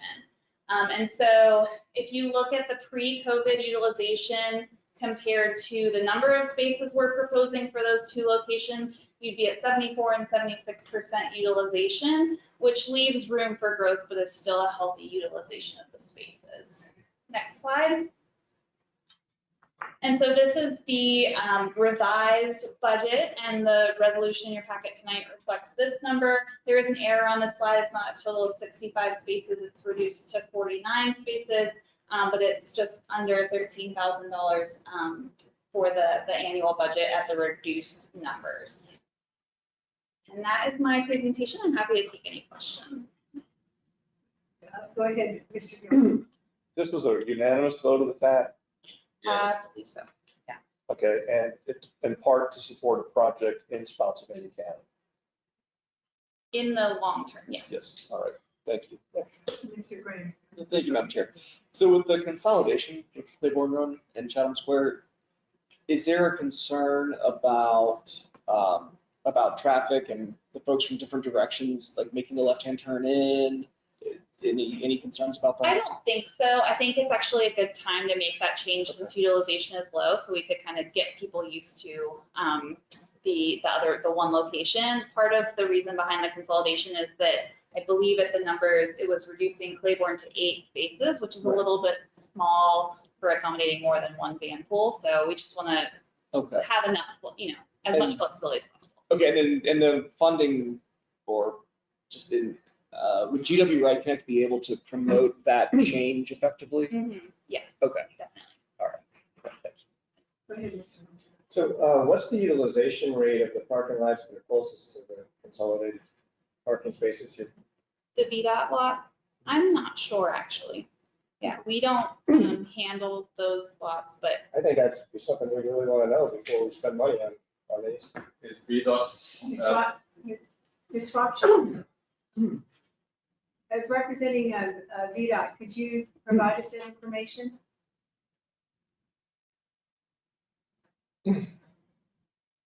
We don't have that information available this evening, but we can certainly find that for you on those park and ride lots that are closest to these locations. Go ahead. Madam Chair, so as we brought up last meeting too, this has come up year after year, where we're throwing this money out to these commuter lots. We're renting spaces from grocery stores who, they could volunteer the spaces they wanted to. My frustration is that the majority of those people riding the van pool are getting subsidized transportation to begin with from the government or their employer, and we're subsidizing the parking space in addition to the subsidized van ride using taxpayers' money. And another thing that's very frustrating, we are enabling our folks to get out of the jurisdiction. So we're paying for their van ride, we're paying for their parking spot so they can go work up in Northern Virginia. We're not doing things to encourage our people to stay here in the local community and spend money here. That's our goal, is to keep people here, not export our talent up north. This is just one more enabling thing that we should not be funding with taxpayer funding. We're paying for somebody else's job. And I brought up the thing that also I brought up, that wasn't brought up or discussed in this thing, was what about setting up some kind of a, it's one thing to contract these spaces, but you should be selling passes to allow people to use those spaces so we could recover this money and make it a viable program instead of throwing our money away. This is not the way we should be spending our money. We talk about tight dollars in CMAQ. Here's $12,000, was 17, and less than 50% utilization rate when people were working full time. It's not an effective program. We shouldn't be spending the money. We voted it down last time, and I'm gonna make the motion to do it again here when we're done with the discussion. I had one question. I went out and visited these lots last week. The reason I did is because there's several agencies I knew, federal agencies, that were from previous reports. These agencies were using some of our lots. One of my concerns that I would like an answer to had to do with vehicles that are parked there, and they have nothing to do with van pools. They have nothing to do with that.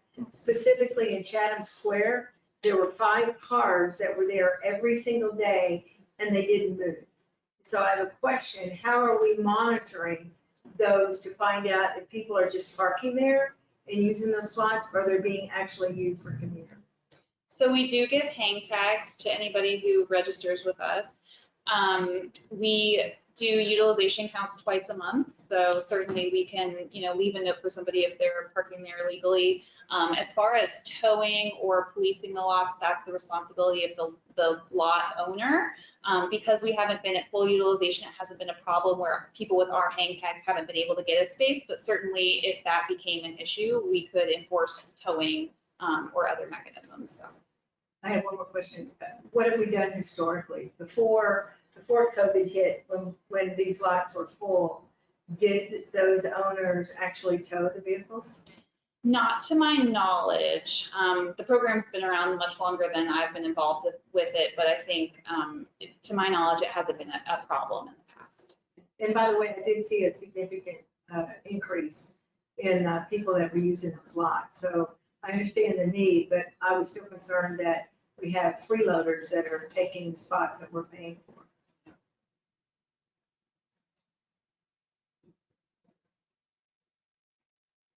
Yeah, Madam Chair? Sorry, go ahead. Mr. Cohen? Yeah, Madam. Okay, yeah, this is Mr. Cohen. I just, in the last dialogue, I just want to make sure I understood something and then make a point. So, I think it was the chair who asked, what was being done, and the answer was we give them hang tags to hang in the vehicle, and there's a utilization check, but there's no real check to see if people are doing anything unforetold. And then the answer was, we don't know that it's a problem, but if you haven't really checked to see if it's a problem, you will never know it's a problem. So the answer really didn't make me feel comforted. Thank you. And Madam Chair, this is Crystal Vanucci.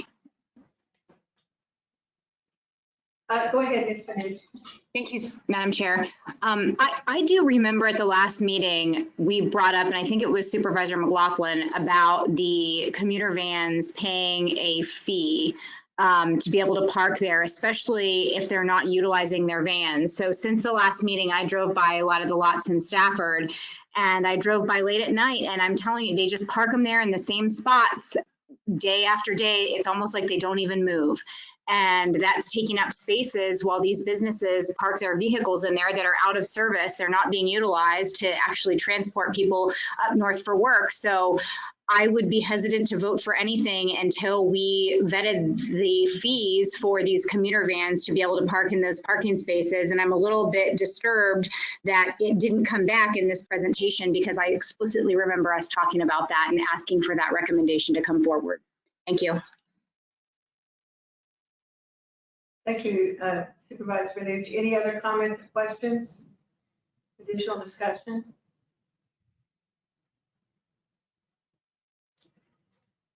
Madam Chair, I move to approve resolution 2129. Do I have a second? I'll make a substitute to deny. I'm sorry. Sorry, substitute motion. I was in the process of seconding the motion on the floor.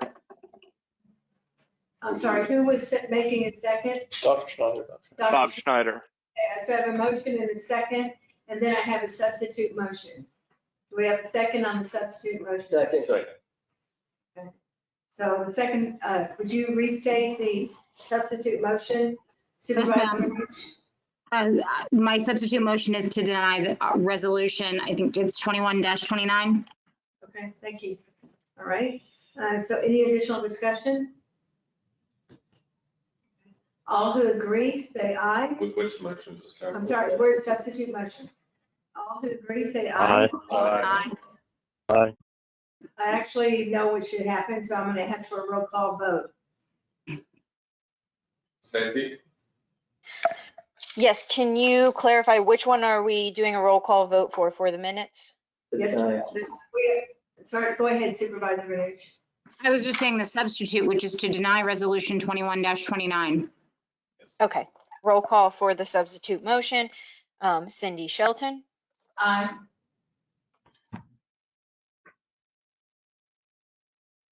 Mark Dudenheffer, Tom Cohen from Mark Dudenheffer, aye. Crystal Vanucci, Aye. Tim McLaughlin, Aye. Chris Yakubowski, Dave Ross, Aye. Matthew Kelly, No. Jason Graham, No. Tim Baruti, No. Bob Schneider, Yes. Yes. Marcy Parker, well, Michelle Shropshire for Marcy Parker. No. And 1 second.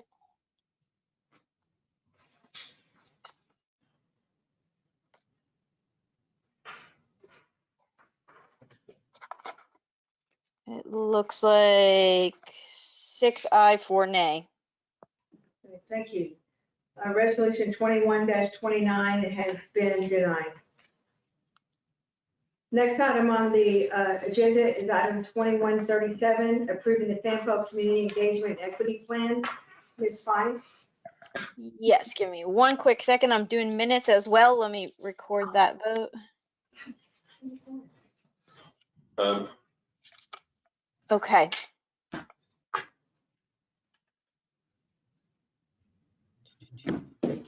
Okay. So today before you, this should look familiar. I presented on it at, I believe, the last 2 policy committee meetings. This is asking for your approval of the FAMPO Community Engagement and Equity Plan. This will replace our current Title VI in public participation plans. It was endorsed by all FAMPO committees, so TAC, the Bicycle Pedestrian, as well as the Citizens Transportation Advisory Committee. It went through 30 days of public comment with a public hearing. During that time frame, there were no public comments received, which should not be a concern because this was developed, keep that in mind, with over 20 public participants representing different agencies and individuals as well to help us develop our outreach strategies contained within this plan. There are a couple changes from the version that was out for public comment. They are very minor, but for the sake of transparency, I want to call them to your attention. For example, on pages 12 and 16, we updated the DBE language to match what's in the new FAMPO RFP. We've also revised our participation and non-discrimination statement use. Prior, we were using one uniform statement that was tailored towards meetings, and it didn't quite make sense to put that on documents. So very minor change there. What else? We did add on page 19 that staff should periodically use a web page accessibility application to identify and correct accessibility issues on our website.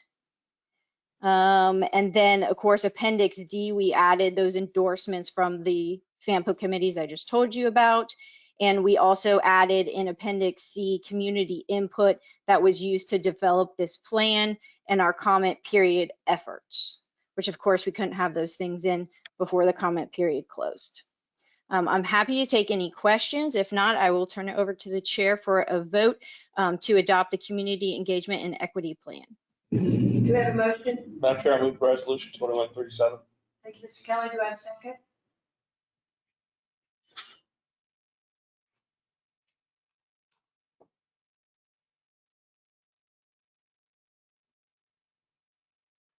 So moved.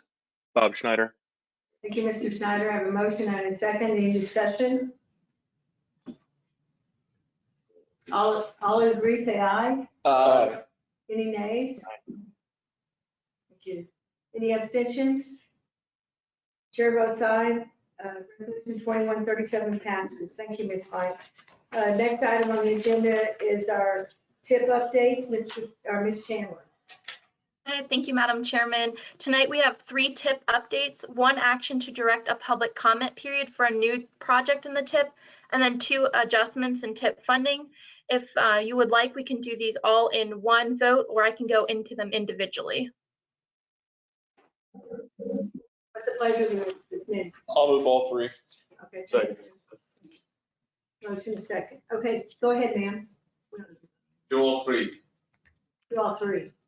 Okay, so the first one, 2134, is from Fred Regional Transit. It is an administrative modification with board approval and a public comment period, since this is a new project to the TIP. We're asking to initiate the public comment period starting on July 18th, and that will run for 30 days until our next policy committee meeting in August. This is to acquire the park and ride lot and parking lot purchase next to the Fred Central Station. No air quality conformity is needed, as this falls under the mass transit category. The next resolution, also from Fred Regional Transit, is 2135. It is administrative modification with board approval. It'll be updating and adjusting the funding in the STIP, or based on the STIP and the DRPT funding formula. There's also no air quality conformity required for this. And the last resolution is from VDOT. It's 2136, and is also an administrative modification with board approval, and it's to initiate the preliminary engineering phase for UPC 119189, which is a smart scale project for Route 1 and 208. It's the multimodal and revitalization improvements. Again, no air quality conformity is needed. And I can take any questions on any of those. Do you have any questions? Go ahead, Mr. Gray. Thank you, Madam Chair. With respect to 2135 on the Fred Transit, I saw that the rolling stock was being that was getting nixed. Is there a reason? A little more detail. It looked like sorry, Mr. Alf is giving me a face here. That the money was being moved away from rolling stock. Adam, if you could scroll down to that specific STIP ID number right here. So rolling stock. Rolling stock, right? The revision purpose and details, that second one. It looked like a lot of funding is being removed from that.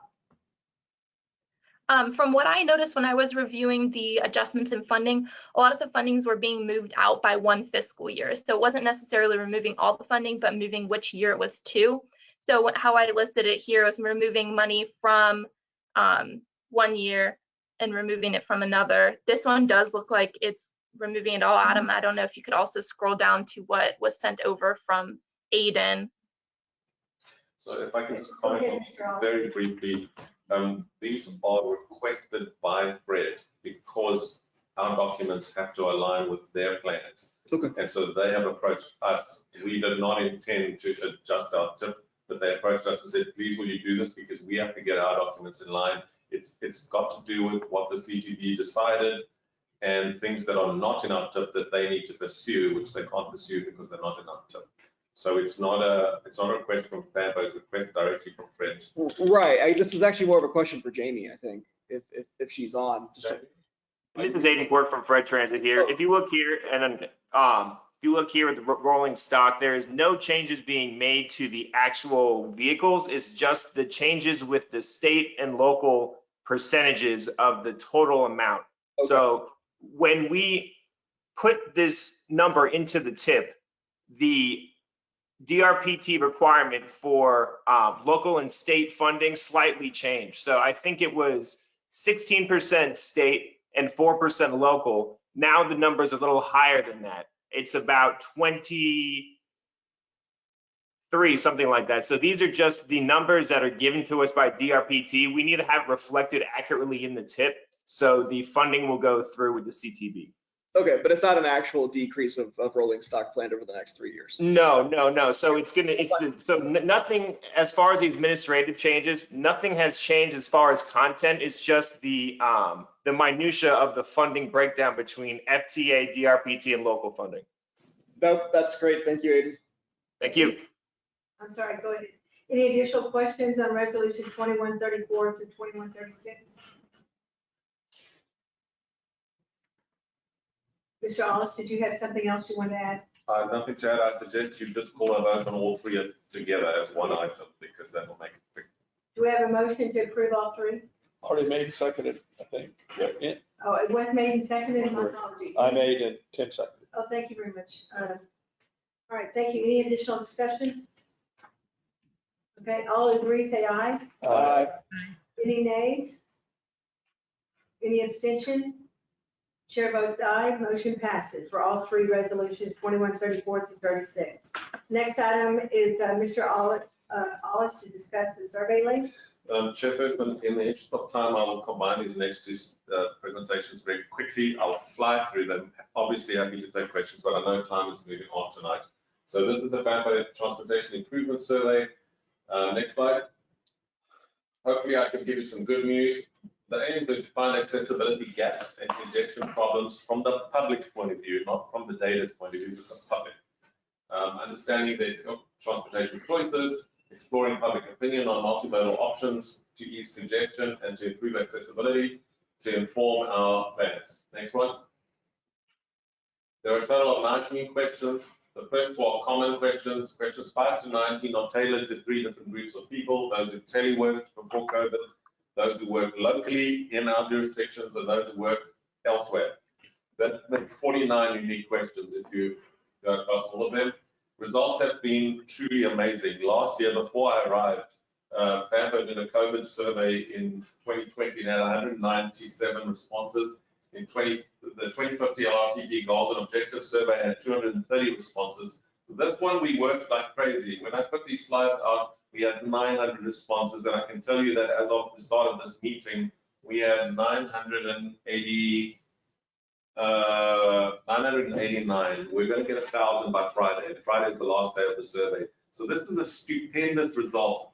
We're not paying anyone to take these surveys. It's voluntary, and there are 19 questions. This is a serious list of questions for someone to sit for all that time and fill them all in, and we've got nearly 1,000 responses. This is the highest number of responses that we can find of a survey that FAMPO has done to ask the public what they think. And it covers all modes of transportation. So we really think that this is a fantastic result. It runs till Friday, so we'll still get more responses. But to get 1,000 responses from volunteers who are not being paid to fill these things in with so many questions is a great result.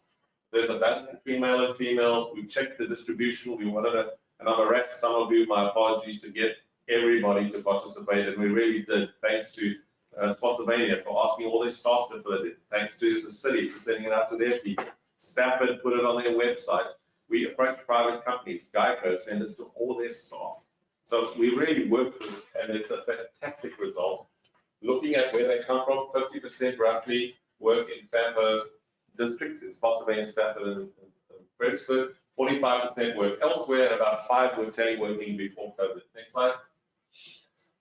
Just some interesting comments. You've got these slides already, so I won't have to read all them to you. But some of these are things that perhaps you might not have thought of. This one, I believe, David Ross raised himself in the last meeting. There's the public saying what you said, sir. So there are people who support you out there. Traveling east on Route 17 from Celebrated Virginia Parkway to the I-95 can take 90 minutes when you're in your car in rush hour. That's an important thing we need to be aware of and think about when we're doing our consultation planning. And I mean, you can see some of the others. I'm not going to read all of it, and there's some for bike and ped. They want more sidewalks, they want bike lanes. People want to see rapid transit, maybe from Fred Central to Massaponax. There's a whole list of comments, and we're really excited about this detail. If you think about it, there's 1,000 people who responded, and 2 of the questions, we told them, write whatever you want. So we've got 2,000 individual responses where people wrote whatever they wanted. We're now going to code those and sort them and package them so that we can bring you a summary that's understandable. It's a fantastic survey, and you can see the things that they're more interested in. More access. Access is a big theme. Lots of the public think they don't have access to transit. So transit is not getting to enough neighborhoods. That's what they're saying. It's just not adequate enough, and they want quicker travel times. Whether they're in their car or on the bus or on the train, they want quicker travel times. You can see those are themes that come through most of these pictures. Next slide. Interesting there, commuter rail, they want a lot of light rail, they want a lot of rapid bus. They don't want a lot of new bus stops. Not high on anyone's priority list. They want a new bus route. They want a new train, commuter rail train, or a new light rail route. They don't want more bus stops. And some people, there's a healthy percentage, don't want to use transit. About 1/3 of the responses, they're not interested in transit. But that leaves 2/3 who are. That's a big number of people who are interested. Next one. Next steps, we're going to do a full analysis, and we'll give you all the results at our next meeting. We're going to work on that during July. We'll present it to the FAMPO committees in August, and also to the East-West Study, stakeholder group, the TAC, etc. Next slide. Can you move to the second presentation, please? On the year review. These are just some numbers for you, what we've done as FAMPO in the last, together, all of us, what we've done in the last year. It's our last meeting of the financial year. We approved, well, there I said 31 resolutions, including those tonight. There are 37 minus the one which was not approved, so there are 36 resolutions that we've approved in this last year. We've approved the TVB MOU, the Rural Long Range Transportation Plan. Okay, that staff did it, but it's for BWRC. The FAMPO LRTP, we've done the prioritization methodology and the initial modeling. We got a grant for the East-West Mobility Study, quite a nice one. We've completed the community engagement and equity plan, which you've just voted for tonight. We've done this transportation improvement survey and got 1,000 responses. That's fantastic. Big projects. This is our overall work, things that we do every month, every year. You know what these things are. We just laid them out for you so you can see the work the staff are doing behind the scenes with INRIX, with GIS and all that kind of thing. Long and short-term planning. We have amended several times the 2045 LRTP. We're developing the 2050 LRTP. We've amended and maintained the Transportation Improvement Program, the TIP, adopted and implemented the new TIP. Smart Scale Round 4, you saw the results, over 100 million in new funding to our region. That's great for roads and various other projects. We've commenced Smart Scale Round 5. We think this is going to be successful. Next slide. Public involvement. They're all the documents that we've had public involvement on. One of the things we can pride ourselves on is we get great reviews from our federal counterparts on our work in terms of public engagement, Title VI, etc. We get really good reviews, and we've not had adverse findings, which is really great. Next slide. The carryover into the next financial year, we're going to finish the LRTP 2050. We're going to finish the Lafayette Boulevard multimodal study, which Spotsylvania and the city are involved with. We are going to select our new on-call consultants as soon as the RFP process is finished. New projects, the East-West mobility study, so we can identify roads that need to be improved, transit that needs to be improved, bike path that needs to be improved. We're going to work on a new CMAC prioritization methodology. Trust me, the staff have heard the policy committee. We know it needs to be fixed. We're going to work on coming up with a better prioritization methodology for Pampa. And small scale round 5, we're going to finish. Thank you very much. Those are the two presentations. I'm trying to do as quickly as I could. Thank you. I just want to bring up something. Dr. Schneider, I was at that farmer's market when the Ms. Fite delivered, had that tent, and she talked to a lot of people. And I talked to a lot of people as well. They wanted me to convey to you their appreciation for the bus routes that we now have going between 610, I'm sorry, and sorry, it's not that emotional, I just had something in my throat. Anyway, from 610 all the way up to DC. Having said that, they wanted to know, when will that route commence going from 6:30? And do we have any plans for that? Thank you. That is tied in with the expansion of the FredEx services, or sorry, the construction and moving beyond, and also the adjustments to the park and ride lots. I forget the names of the different lots that are being relocated, but one is being relocated from, I believe, west of the interstate to east of the interstate, or I may have that backwards, but it's tied in with the construction plans and materials. And once that's ready to move forward, we have that in our future grant application plans on the I-395 corridor expansion. Okay, great. Now the public knows. I appreciate that. Next item on the agenda, well, my apologies. Is there any additional questions or discussion? Hearing none, moving on to the next item, which is schedule update. Mr. Hager. Thank you, Madam Chair. Just a couple quick notes on the FAMPO calendar. We've included an updated calendar in your packet this evening, so you'll notice that you do have the month off in July, in case you've forgotten that. So the next meeting for the policy committee will be on August the 16th. That's the third Monday. So we are going to stick with that third Monday moving forward for the rest of the calendar year. So again, put these notes in your diaries if you'd like. If you get a notice from us in the next week or two that you've seen a meeting canceled, we're updating some of the shared calendars. So don't freak out if you see anything that says FAMPO meeting canceled. We're just updating our calendars to reflect the new schedule. Any comments, questions for Mr. Hager? None? All right. Next item on the agenda is the support for Spotsylvania County's letter for 2021 raised grant application. I just wanted to remind people, if you didn't know it, this is a completely different grant than the one that we were doing in our last meeting. Thanks, Chairperson. As soon as it's my item, we put in the pack that was emailed to you a draft letter which our staff drafted because we needed something to go out with the pack. We subsequently on Thursday received a letter from Spotsylvania County, and let's call it an improved letter that they would prefer. So in your, those who are in the room, at the bottom of your document, this is the improved letter, and Adam has pulled up on the screen there the preferred Spotsylvania letter, which they're asking for us to support tonight. So for those who are watching at home or online, the substitute letter is the one in front of you right now, which is very similar to our one. It's just got a couple more details for you. Spotsylvania has asked that we replace the letter that we put in the pack with this one. So this is the correct one. And for those in the room, it's also attached to your agendas, the correct one that Spotsylvania has requested us to support. So that's the letter. They're requesting support for a grant application as per the detail which you can see on the slide. So I think this is something else here, if we want to put something together as well.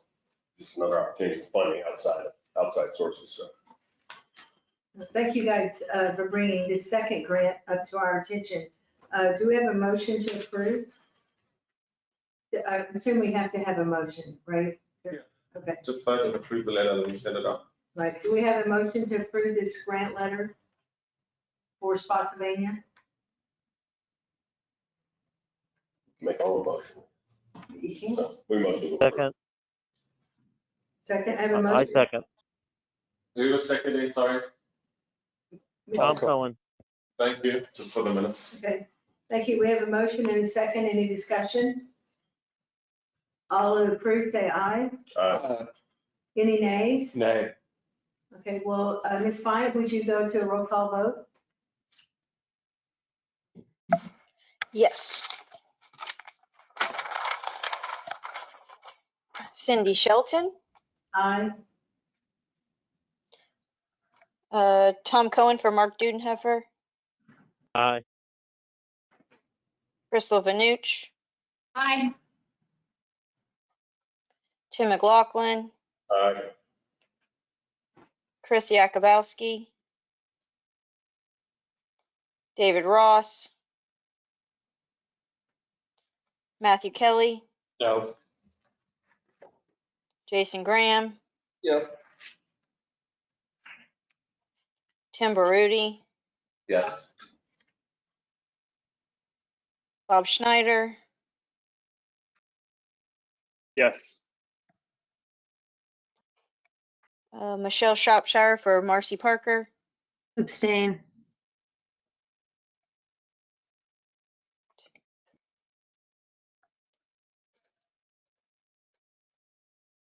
it looks like we have 7 ayes and 1 nay and 1 abstention. Great. Okay, motion passes. Thank you, ma'am. Resolution 2138, approving the slate of officers to serve in fiscal year 2022. Madam Chair, can I suggest that we take my name out and put Mr. Graham's name in for Fredericksburg? Yeah, I was about to say, Chair, that, sorry, I'm interrupting, but I was about to say we just assumed names because we didn't have anything to work on, so we proposed those names because it's historically, but we're prepared to take any names, obviously. It's just that we know there's a cycle usually that follows, so up to you to make that determination as a policy. Any additional changes? Stafford County? Well, this is Crystal. So this is for, I guess, June of this year, starting June of next year? Yes. It's 1st of July this year until the 30th of June next year. Gotcha. Well, Supervisor Shelton, I would, I'll defer to you, on your placement on there. If you'd like to stay on, then I would support that. Thank you. Yeah, I would like to stay on. Obviously, I'll be replaced by somebody at the beginning of the year. Yeah, and I think we can make that decision when that time comes. Sure. Okay, thank you. Do I have a motion to support Resolution 2138 with the substitute of Mr. Graham replacing Mr. Kelly? So moved. Do I have a second? Second. Thank you, Ms. Banucci. Any discussion? All in approve, say aye. Aye. Any nays? Any abstentions? Motion passes with the change recommended by Fredericksburg. Congratulations to the new office holder. Thank you. I don't think I have anything. Anyway, Resolution 2139, recognizing myself, my service. So moved. Chairperson, we as the staff would like to I'll second that. propose this. Where do we get the vote out of the way? Okay, we have a motion, we have a second. Any discussion? Yes, Chair, the staff would just like to thank you for your year of service. I was here for at least the second half of it, and we've thoroughly enjoyed working with you. And we would like to support this motion and just say thank you very much for being accommodating to us when we've asked you to help. And we've enjoyed listening to your guidance and advice and your often attempts to try and get cooperation from all of our jurisdictions. We certainly appreciate that. It's often necessary, and just we want to thank you for that. So thanks from all the staff and myself for your role as chairperson. Thank you. We have a motion and a second. All in approve, say aye. Aye. Any nays? Any abstentions? Okay, motion passes. Next item on the agenda is any additional correspondence? Jeffrey, any other correspondence? I'm not aware of. Hearing none, assume not. And then the staff and agency reports, any reports? Yeah, I don't think there are, but I just wanted to open it up. Board member and chair comments. I'm sorry, was there an agency that wished to report? Yes, Ms. Sheldon, this is Michelle Shropshire. Just a quick reminder from VDOT that the TAP application and revenue sharing application process is coming to a close July 1st. All of your county staff should be aware of that, but just a reminder. Thank you very much. Thank you, Ms. Shropshire. All right. Back to the next item. Is any board member would like to make any comments? Just Go ahead, one. Mr. McLaughlin. So my assumption is the August meeting will be in person. Is that correct? Yes. So this is the last hybrid meeting. Yeah, I'm here, man. I'm here, man. Yeah, Chairperson, is our assumption that the state of emergency will have ceased, and therefore we're back to in-person meetings from August on.